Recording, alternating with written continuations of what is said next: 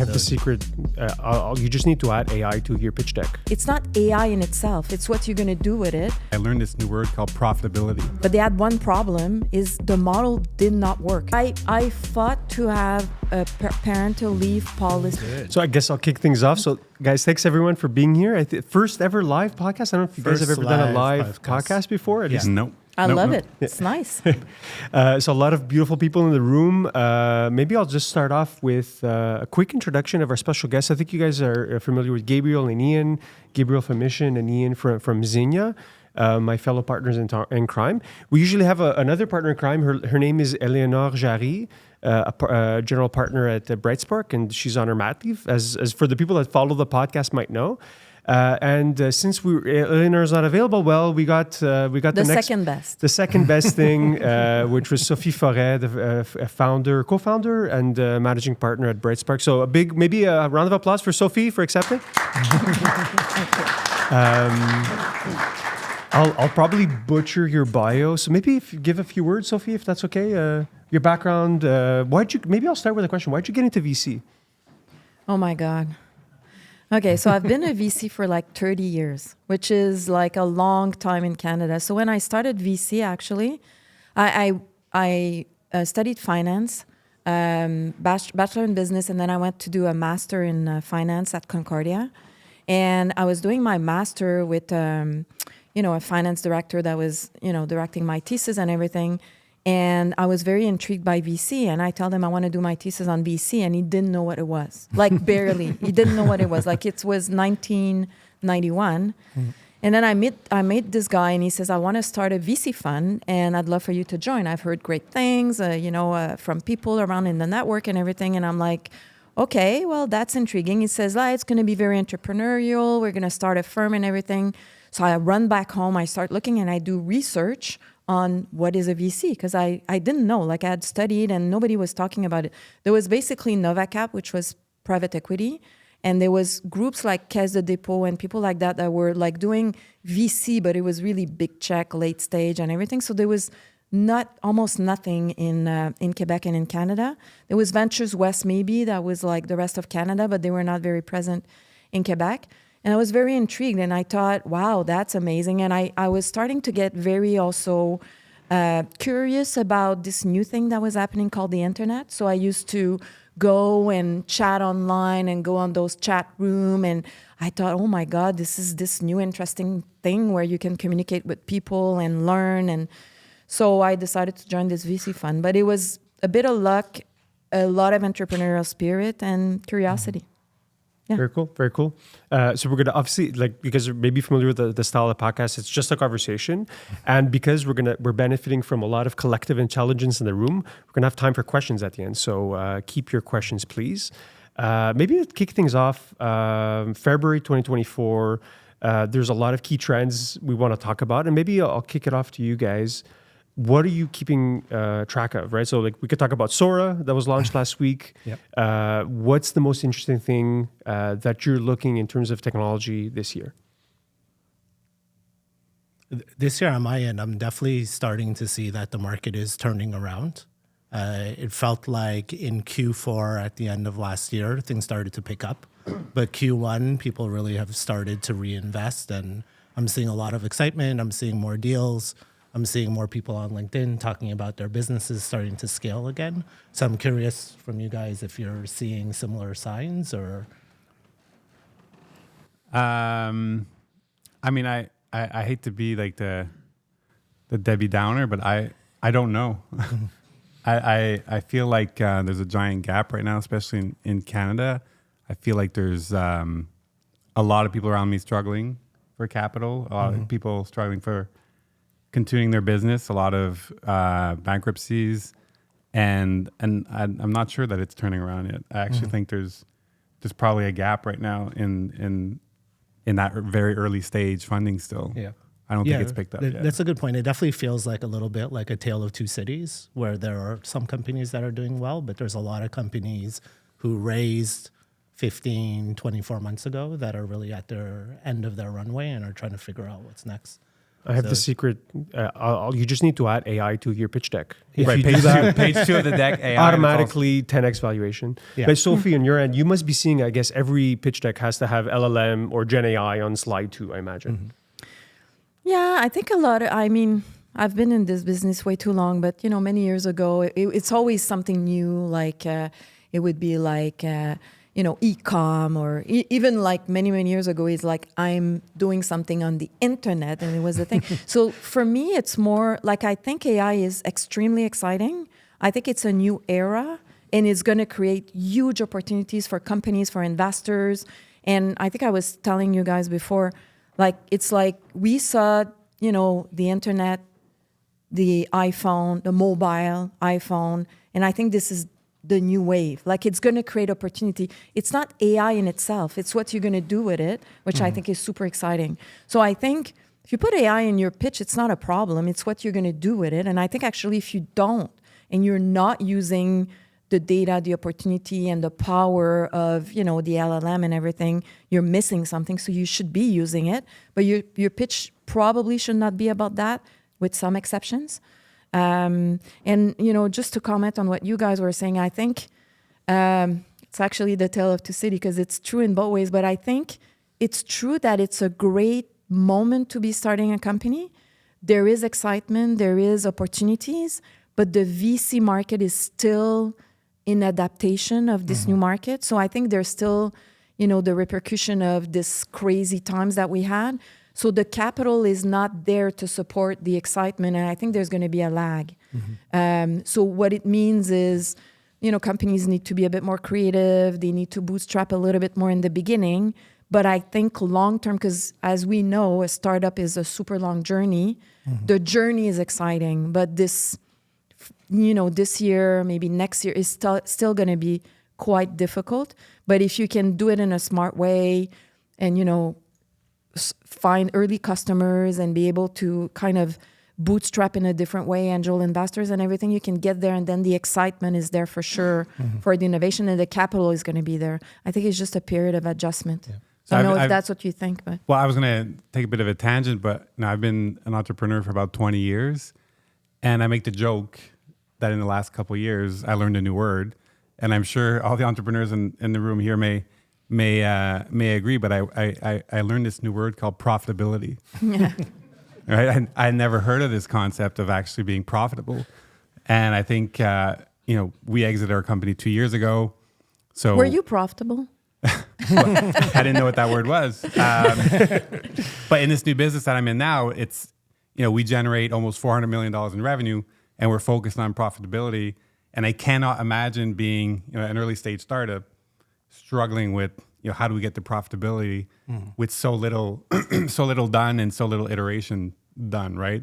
And I'm sure that a lot of companies, that's the name of the game. I think days, that right? it's been, a healthy conversation in the last year, where a lot of entrepreneurs are now talking about profitability, talking about unit economics, talking about these metrics that before people would pay more attention to. And people kind of threw out with how crazy money was flowing in the last 5 years prior to 22. And so I think it's a healthy thing. A lot of people seem to be focused on, can we bootstrap a business? Can we raise one round and never raise again? Can we, raise when we know what our economics are and really are accelerating on the gas? Versus in 2020, 2021, it felt like people were just raising because it was easy to raise. Yeah, and I think it's been like that for a long time. VC have a very short memories. So we've been through those cycles many times, and we forget. I invested in a company when I used to work at Caisse de Dépôt, like in the 90s. That was called Grocery Gateways. And they had a competitor called Webvan. Yeah. And what they were doing was delivering grocery to people at their home. And it was very unique and new and exciting. But they had one problem, is the model did not work. Because if you shipped something, $50 grocery, and shipping was free because they didn't figure out that model yet. So shipping was costing you $10. You were shipping something $50 and your margin was $7. That can never work, Right. ever. Right. But nobody ever thought about that in those days. But we started doing that again 2 years ago. And I'm like, so I think is just basic. Go back to basic, and it's totally fine to burn money and be, be negative if you're building to something that works. But you need to be very comfortable and be sure. But there was some people or some companies or some VCs thinking it's going to magically resolve itself. It doesn't. Right. And what I like about the current market, it's back to fundamentals. So I think it's good discipline. And I think with what Ian was saying, no, you can't expect a company to start day one and be profitable. Like that doesn't make sense. Even if you're making $1 million in revenue, it's really hard to be profitable. But you need, your path to be profitable makes a lot of sense. And the money you're spending to be there is proportional to the size you're going to be. And some people forgot about that. You can be, I'm going to raise like, I was listening to a podcast about, a big fintech in Europe, and they raised $1 billion. But now like they have, 500 million in revenue, they're profitable, they got there, but that money they raised in tranches when they knew the model was there and that they had, they had a path to profitability and everything. So I think it's more discipline with the money you spend, which wasn't there in 2019, 2020, 2021. Yeah. Maybe I think I have like one working theory. First of all, super interesting conversation. I find one working theory I'd like to stress test with you guys, maybe with everyone. There's kind of like this confluence of factors happening. One is like, okay, business makes them make money, profits. And then second is like the tools are getting cheaper to be able to scale people, right? Like the classic, 10x engineer. Now you can be able to do it. We saw it with tools like, we're joking about a video tool like, that OpenAI released. The rumor of the 5-person unicorn, I think it's going to happen, right? Like you're going to be able to use a lot less resources to be able to grow and scale a company.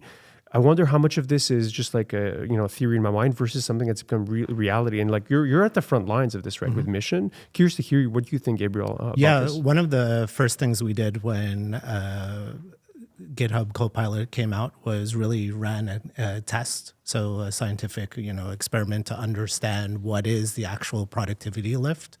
And a lot of people are talking about you won't need engineers in 3 to 5 years. We don't believe that. We believe that the tools make engineers more productive. And from what we've seen, it's somewhere between 20 to 40%, depending where you are in your life cycle and development. So at the very beginnings, you can gain a lot of productivity. But over time, as your product starts to get bigger and you have more complexity, it's more difficult to leverage the tools to really gain a lot of productivity. But for sure, there's a lot of new tools. Even our marketing team, when we have a podcast as well, the production team is way more efficient because of the tools that exist today. And so I definitely see that there's gains that are having. I know you told me as well that you guys are testing stuff out in the success team or the CS team. Yeah, I mean, Zinnia is the prime clients. I mean, there's 3 really clients. There's insurance carriers, independent advisors, and distribution organizations. And it's a bit technical, but like we focus on selling life insurance products. So when you sell a life insurance product, you have to collect enormous amount of data on each individual.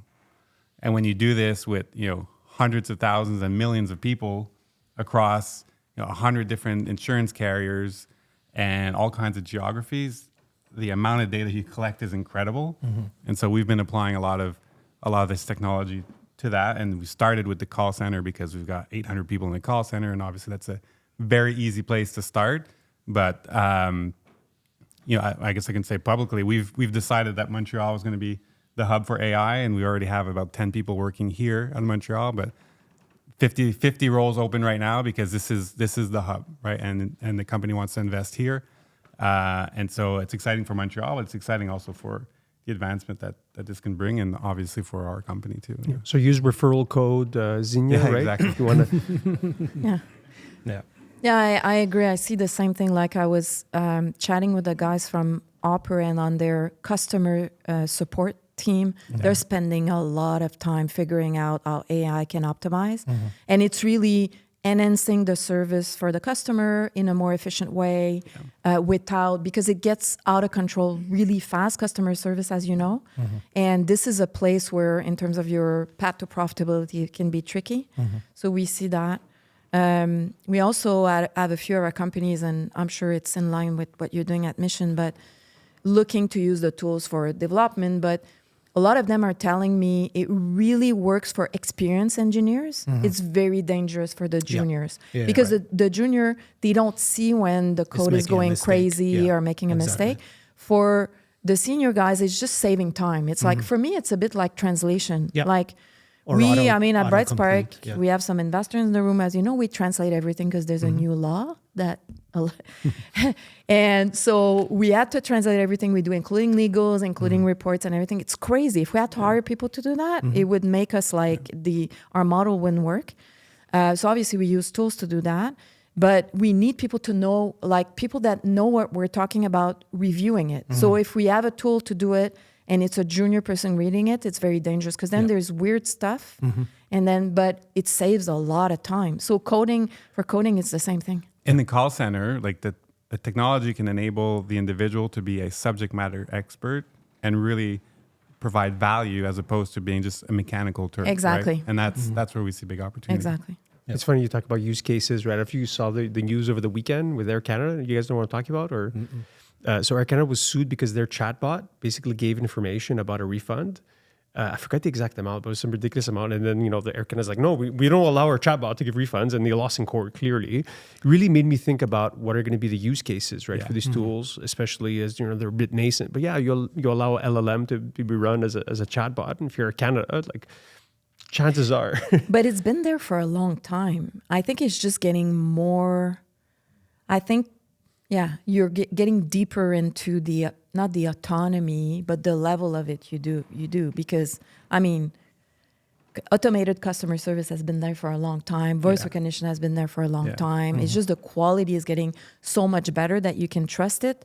Like, I think the example that when I was talking to the group at Hopper, they were doing is now they can do it in a way where you and I would not know it's a bot and it's a conversation, where it's existed for a long time, but now they can use actually a complete automated, call assistant, and you wouldn't be able to tell because it's a conversation and it's 100% fluid. This is where you can go. It's actually better to do that than to outsource your customer support and have a bad user experience. So it also depends on the space, right? Like, in something like life insurance where people may be calling in for a claim because someone died, like you're not going to be putting an automated bot on that, right? Like it makes no sense whatsoever. The Air Canada is a good example. If it's a flight for $1,000 or $2,000, maybe you don't want a bot doing all of it. Maybe you do because you're saving so much money that $1,000 you lose on $1 million doesn't matter, right? Yeah, it's fascinating. Well, we spoke about startups and like the funding environment. Maybe we switch gears, talk about founders, and there's a few founders in the room. What can they do? Like what advice? Maybe Sophie, you're a front seat, right? Seeing this, I'd start with you as like advice for founders. Yes, back to basics, fundamentals, get that, like profitability. Yeah. But what else? I'd maybe double click and go a bit deeper. Yeah, I'm curious through the lens of, we have an investor in the room who went through the first kind of down cycle of the .com days, and you saw that kind of period of time where there was a lot of companies that shut down, but a lot of great things came out of that. It's like, are there lessons to be learned from that period relative to today, and how can founders think about, building their businesses from this moment in time? Well, I think great companies were created in that period. I think it's always the case. So as an investor, I'm very excited about the stuff we're investing in now. I think the difference is in bubbly times, it's easy to start a Me Too or to start a company. Because if you're starting a company that is going to be a lifestyle company, in, the past 5 years, you could actually get a VC to invest because there was so much money. Yeah. But you should not raise VC money. If you're building a lifestyle business, and what that means is you're building a business where, it's going to generate a few $1 million revenue, and you're going to pay yourself and your partners a nice salary, and that's it. You're not changing the world. You're not being disruptive. It's just an application. Then you should try to find non-dilutive. You should find maybe your friends or your family to invest, but that should not be a VC business. And that's what has created a lot of challenges, because then you end up with businesses that can't grow, you can't sell them and you're stuck there. And then you've got a cap table with a lot of VCs and there's nowhere you can go, right? So it's going back to being a lot more, and it's fine. Maybe that's what you want to do. If that's what you want to do, go that route. But if you really want to do something disruptive, then go for the disruption. It means a lot more risk. It means a lot more ambition. It means thinking big in steps, like you need to do it in steps, but that's what we're excited about. And there's some companies like that for sure that we're looking at. And they're, it's just, and I mean, persistence, perseverance. I know it's super hard. The market is difficult, but sometimes some people come to pitch us and either we don't respond right away or we don't pay attention just because we see so many things, but it doesn't mean we're not going to be interested. So obviously don't call me every day, but maybe we can talk follow about up. that. We kind of jumped right into the conversation. So Brightspark, what stage are you investing in? What type of opportunities are you guys looking at? So we've got a $100 million fund. We're investing in early stage companies.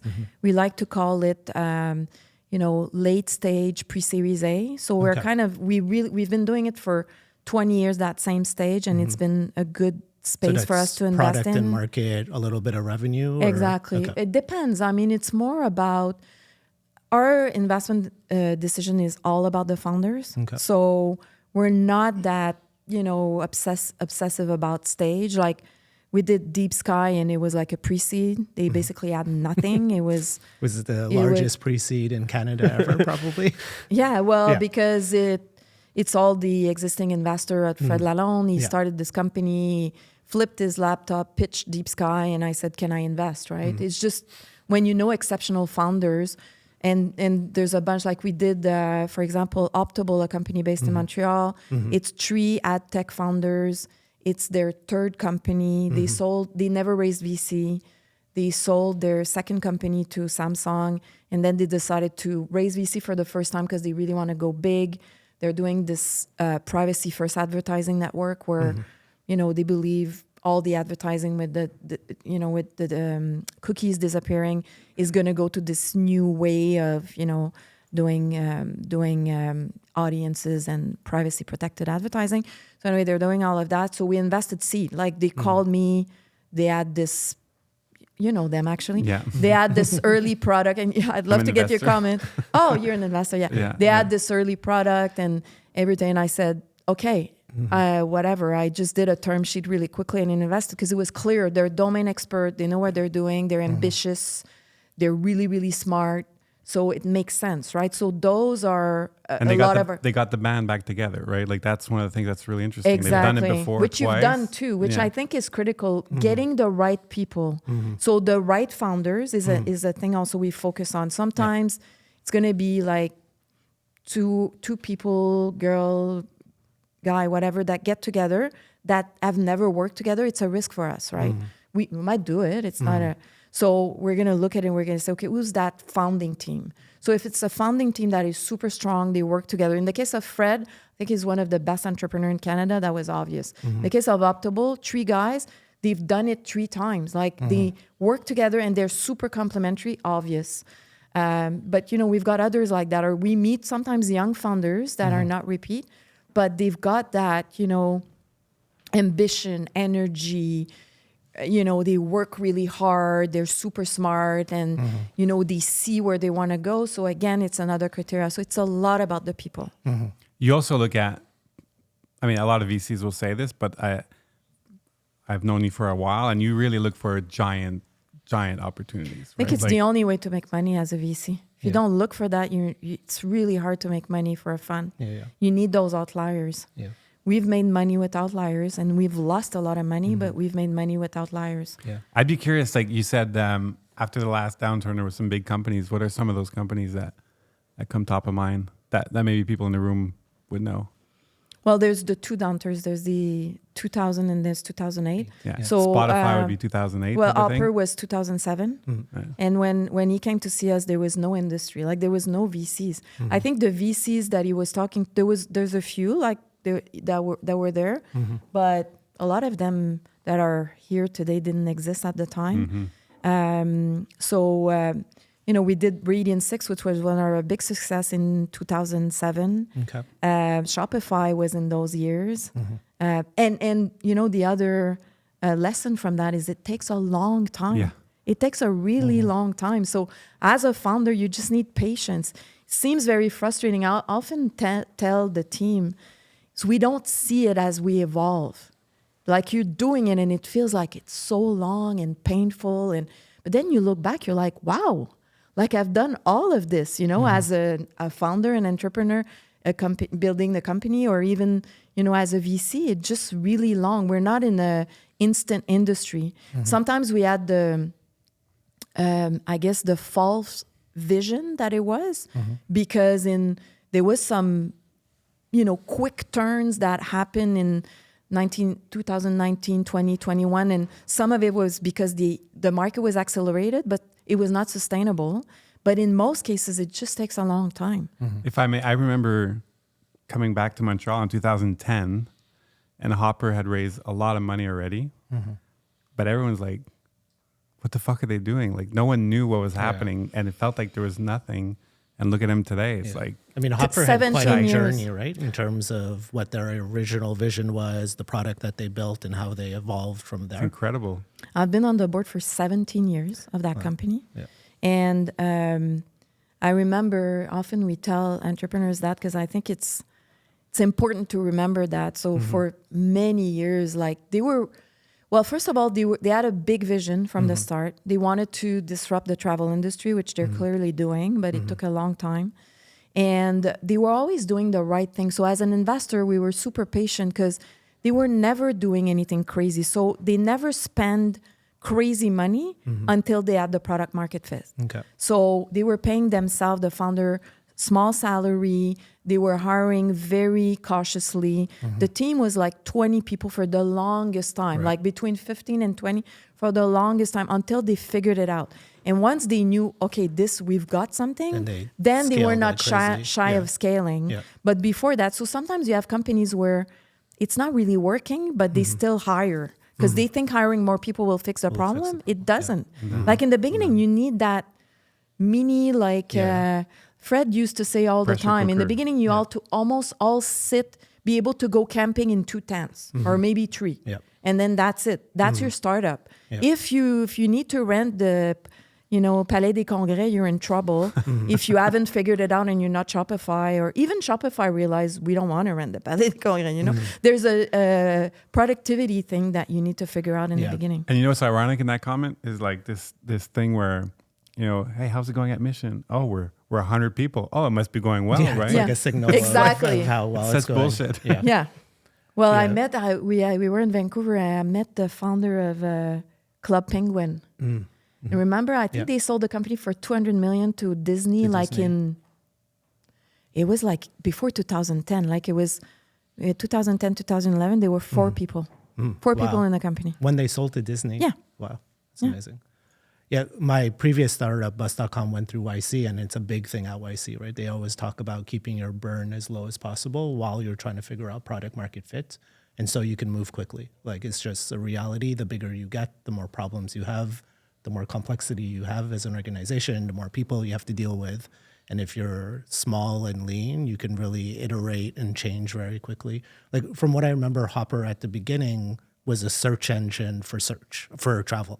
That would be nice, a search engine for search. Something No, like that. they were it was more like the vision in the beginning was, the way you can put travel is either transactional or inspirational. Okay. So they really started inspirational, Yeah. which is, you want to go to Spain, I'm going to do everything for you. Because it still doesn't exist today. Okay. It's going to be so I'll tell you when to go, what's the weather, where's the airport, what's the best place to go, how much your flight's going to cost, blah, blah, blah. And I'm going to do all of that. And so it was big data. So they were AI before AI. So because they had trillions, and the crucible moments, I don't know if you've listened to the Sequoia crucible moment, but I think it's an amazing blog, an amazing podcast.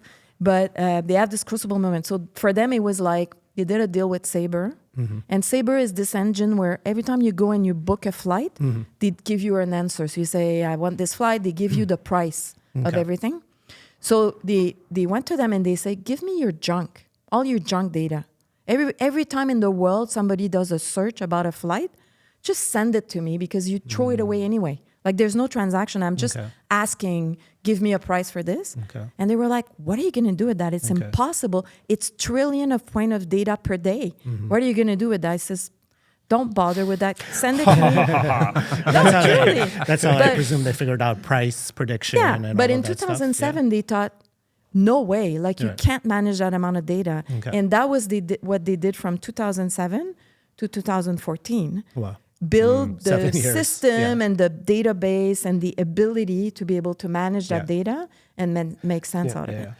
One quick story on Fred. I met him. We were hired, my old company, we were hired to do the due diligence for Hopper when Kess invested. And it's way water under the Really? bridge now.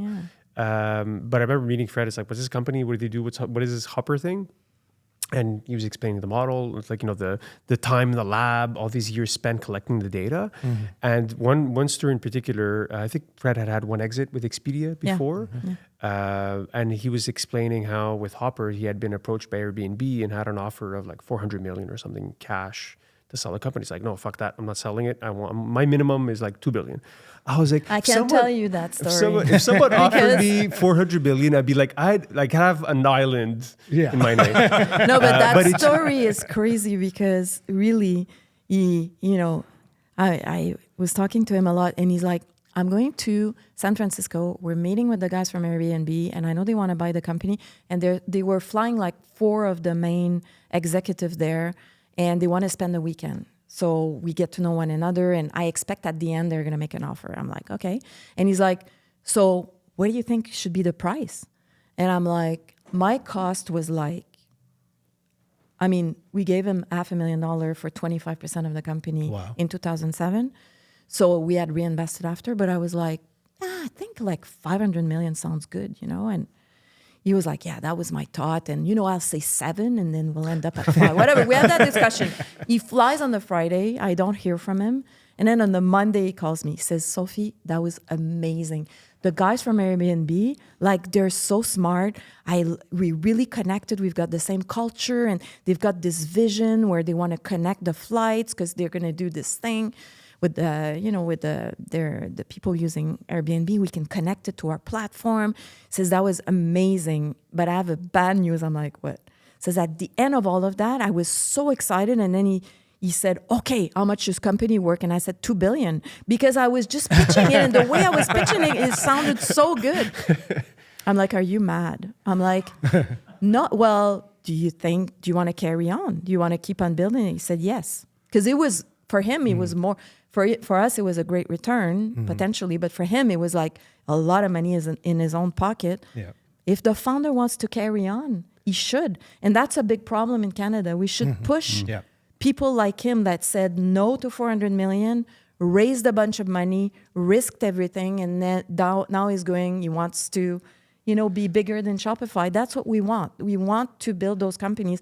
Often it's nice because you're like, I'm going to take this 200 million or I'm going to take this because sometimes it's the right thing to do. Yeah. It depends where you are. But yeah, I think it depends on where the entrepreneur is in their personal journey. Like you said, he had an exit before that. And so once you have one exit, you can then shoot for something bigger. Yeah. So it definitely has an impact. Like people talk about Elon Musk, right? Elon Musk is on his, 3rd, 4th company that he's built and he's exited too. He's made a lot of money. So is ambition what's missing, you think, Sophie? Like, like you said, you really focus on the founders, right? That want to partner with Brightspark. How do you make that distinction? Is it just it has to be a big shot on goal? Is it just the personality of the person? Like, what criteria do you use to ascertain the ambition of that person and their team? It's really hard to tell because it's qualitative, obviously. So it's a perception, but it's people. Some of them, like they want to. It's more about winning. It's not about the money. So it comes together, but it's really the ambition to just transform an industry, to win, to attain the goal. Like the other example we had was Radiant 6. And, in the days when we sold that company in 2010, it was a big exit. And Salesforce was trying to buy the company, and they kept on making offers, and we kept on saying no. because the company had good revenue and good growth, and they kept on increasing it, which is, by the way, a good strategy if you want to sell a company. But we meant it. We said no. And then at some point they come back and it was like 400 million. And everybody on the board and the shareholders were happy with that. And he comes to me and he's like, "What do you think? Is it good?" And I'm like, especially in 2010, look at all the M&A in Canada over the last 10 years. You're probably one on the top of the list, to be honest. This is amazing. He says, "But are we winning?" I'm like, "You're totally winning." But it was not like, I'm going to make a lot of money. Am I winning? And then his second question is, what's going to happen with the employees, right? So it's a particular, and those tend to create a lot more value because it's not about themselves. And it's more about the disruption, the winning, and the team. But it's hard to detect. Sometimes we get it totally wrong. Sometimes we get it right. But that's what we look for. Like the guys from Optable, same thing. Like they had a previous exit. Also, it helps that they've got this financial comfort, but they just want to go big. Mm-hmm. A lot of investors talk about building a relationship over time. Is that something that's important for you as well? Is it? Yeah. Okay. Because it sounds like you said a lot of these things are qualitative, right? So it's hard to determine them through one pitch in half an hour, whether somebody has the right personality or perspective to build something huge. Yeah, we try to meet with founders a lot. So sometimes we meet for, questions but it's not really about the questions. It's really about getting to know them and getting where they want to go. The way they attack it also, sometimes they're very defensive. Yep. But sometimes they're just like, they're interested, and sometimes they don't have the answer, and it's totally fine. It's like, wow, I haven't thought about that, but you're right. Maybe we should, I met with Ian many times, didn't end up investing bad on me because it would have been a really great success. But, it's about, I was scared about insurance actually, but Eventually we'll work together. Yeah. We'll figure it We out did. eventually. Yeah, for sure. And what a lot of entrepreneurs ask me, first-time entrepreneurs, you mentioned 2 companies that had founders that had multiple successes. What can you do if it's your first company and you go see investors? How can you communicate that ambition, that drive, that thing that you're looking for? Yeah, I think showing how you can create value other ways than, for repeat entrepreneurs, I've done this, I've been successful, I'm doing this. For us, the comfort of the repeat is the financial independence. And the financial independence really helps for creating something big. But it doesn't mean a first time will not do it. So how can you assure me of that is don't talk to me about how you're going to sell that company in 2 years. Like the first time you meet me. And some of them do. Right. And they pitch me, and the only pitch is about M&A. I'm not interested in M&A. I want you to build an amazing company and the rest will come, right? So sometimes it's they a don't know sign. their It's because they're audience. doing it and they're thinking, oh, I own 50% of that company. I'm going to sell it for 20 million. I'm going to make 10, right? And if that's the way you're thinking in the early days, as a VC, it's not interesting for us, right? It doesn't create those outsized return. Yeah. But some first-time entrepreneurs, it's not about the money either, right? Yeah. And I don't think you can fake it either. Yeah. One thing I told people often, because when we work together at Founder Fuel, when you see a lot of entrepreneurs and when you just have a lot of data points, the great ones stand out. And sometimes it's hard to quantify, even qualitative, what that is.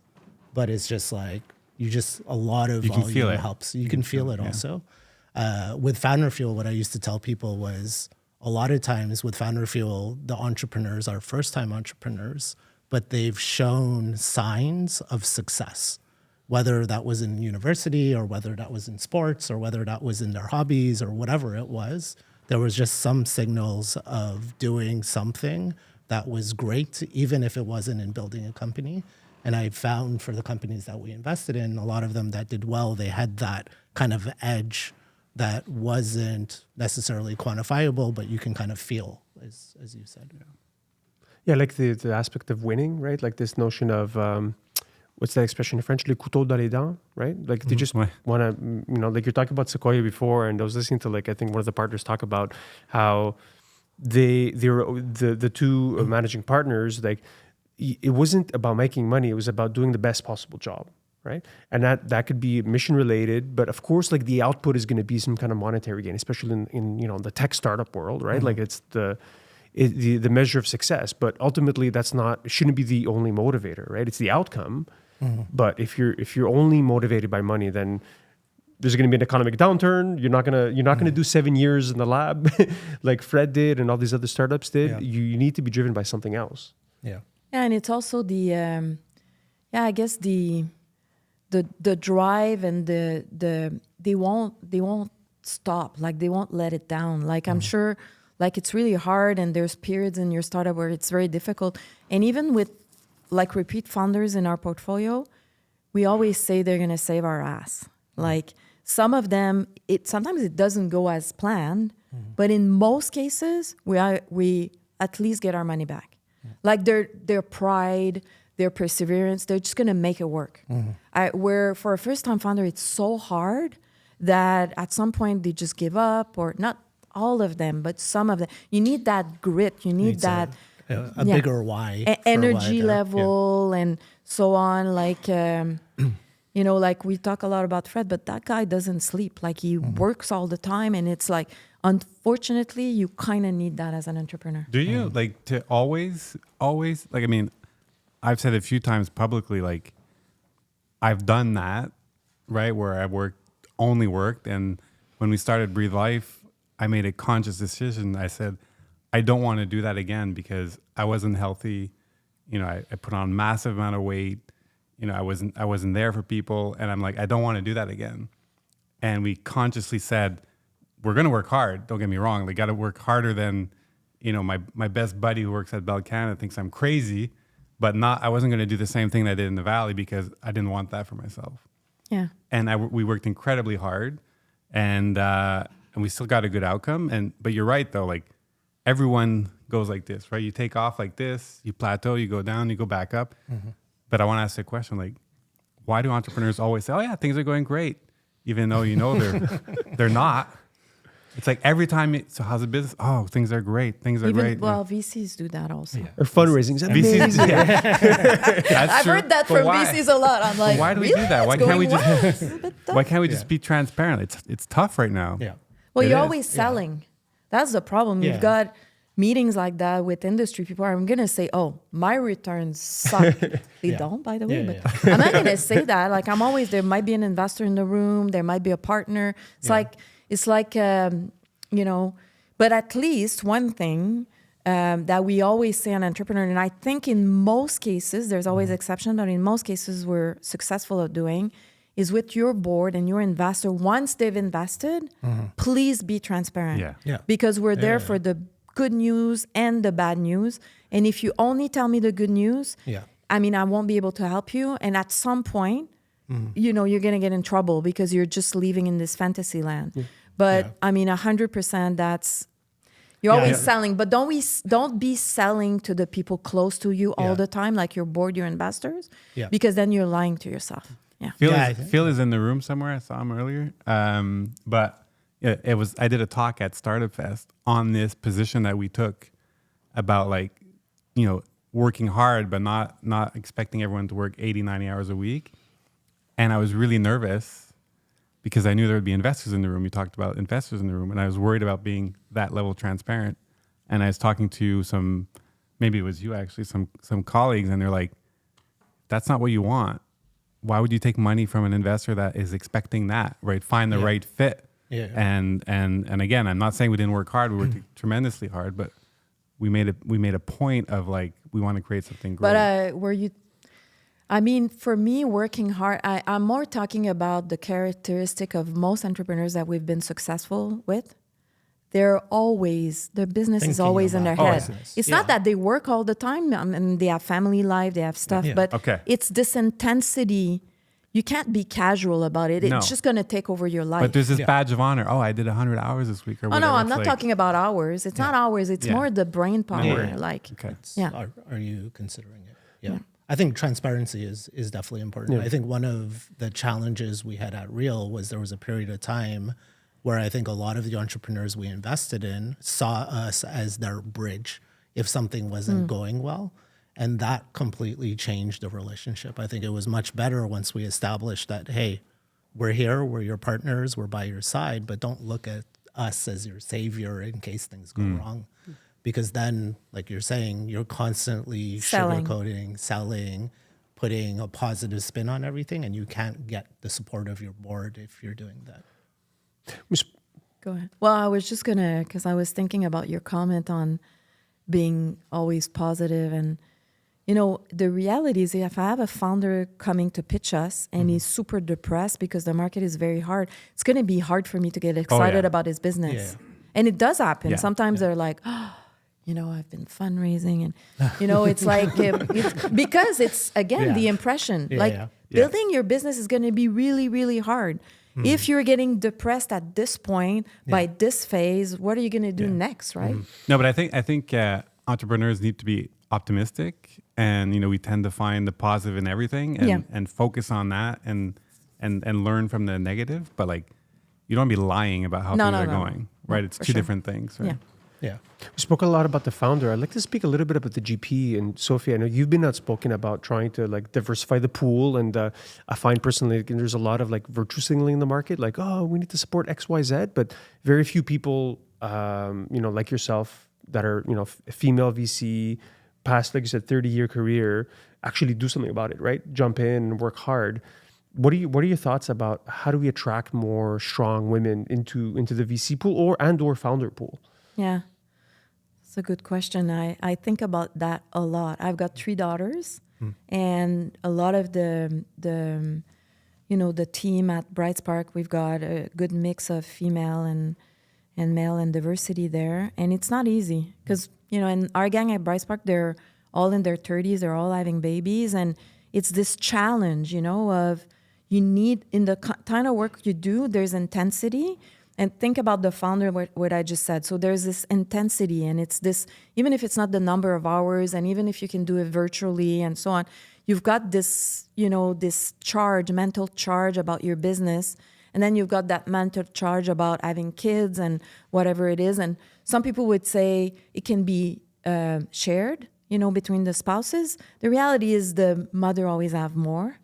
So that's the challenge for women. So how can we facilitate that? How can we make sure though I fought to have a parental leave policy for the VC industry. I think it's coming slowly. But, you know, if you don't put it in place, I'll give you an example. So when you're a VC firm, you've got what they call those key man clause. And you're going to have that as a founder probably in a different form. But it means the investors are giving you money to invest. They trust you, and they're saying you're not going anywhere. So you're not going to decide to leave in 3 years, 4 years, because if you do, I have penalty for you. I'm going to get, which is 100% normal. They're investing in you. Fine. So we have that at Brightspark for sure. And then we've got this young woman, amazing, that we named partner that, you know, is a full part of the firm. And she was not having a family at that time, but we're negotiating. And I said, okay, I want in that clause, I want it to say that just one sentence. I want you to add parental leave does not apply. That's it. Just add that. Simple, right? I was never able to have that. Never. I had to, one of the LP called me after a month because I was like insisting on it for principal reasons. And I had one LP call me and said, Sophie, just let it go. You're not going to close your fund if you don't let it go. I'm like, why? You're creating a precedent. And all the legal firms of all those big institutions are freaking out because what if But it's the right precedent. 18 months instead of 12 months? What if they have 2 babies in 2 years, whatever? I'm like, yes. And if you don't put it in, then the firms that don't have young female and are thinking of putting them as a partner are going to say, oh my God, if I do that and they take 2 years mat leave, then it's a key man clause. It's going to put me in trouble. I'm not going to promote that woman. It's all a link. It's all a thing. But for sure, it is given. But everybody needs to put contribute their parts to this. So same thing as a firm.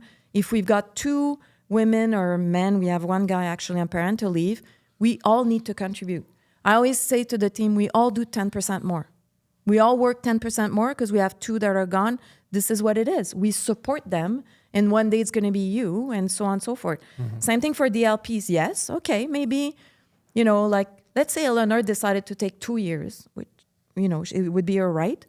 Okay, she wouldn't be there for 2 years, but you're supporting a young woman building a family and being one of the rising star as a VC. Thank you for doing that. But I don't have that clause. No, but I mean, you are enabling her to take the leave that she should be able to. Yeah, but I mean, it's not in my contract. So if she decided to take 2 years, I would need to call back my AP and say they would probably be fine with it because it would be like a very, I would say, badly reported thing to do but why not put it in legals? So if another firm wants to do it, they don't even think about it, but whatever. Sorry, I had to. Well, we could talk about it on a podcast if you want at some point. Yeah, hats off, Sophie. I think it's great. Any other points, guys, before we wrap up and open it up for audience questions? No.